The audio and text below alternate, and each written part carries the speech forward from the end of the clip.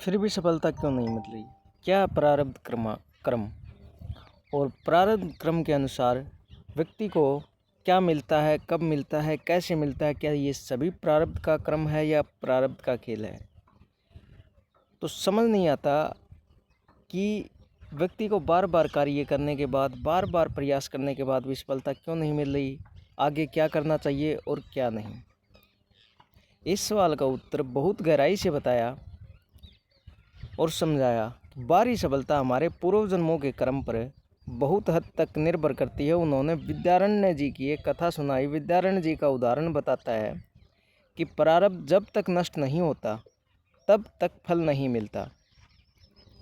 सुनाई गई विद्यारण्य के नाम से एक विद्वान थे। उन्होंने बहुत सारे यज्ञ और पूजा किए।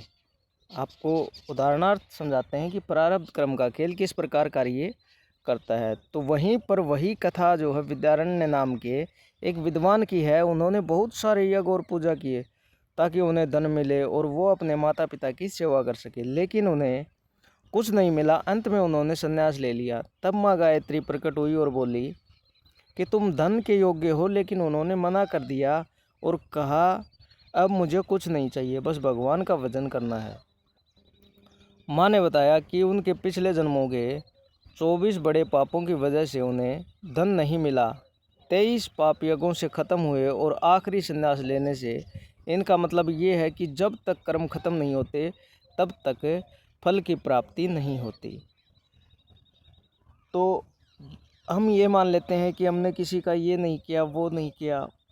आप मानिएगा, अगर किसी व्यक्ति के प्रारब्ध के अनुसार हमने पिछला जन्म तो देखा नहीं है कि पिछले जन्म के अनुसार हम ये बता दें कि व्यक्ति क्या कुछ कर्म किया था और कितना क्या कुछ है, तो कहीं ना कहीं जप के माध्यम से, तप के माध्यम से या समय के माध्यम से, ग्रह नक्षत्र चाल के माध्यम से, यहाँ तक कि कहा जाए कि अब आप कर्म कर रहे हैं, यह भी कहीं ना कहीं प्रारब्ध का हिस्सा है, जो कि पिछले प्रारब्ध को शांत करने और नए प्रारब्ध को बनाने का कार्य करता है। कर्म के ही अनुसार व्यक्ति को फल मिलता है। यही कृष्ण भगवान ने कहा है कि आप कर्म करो, फल की इच्छा मत करो। क्यों?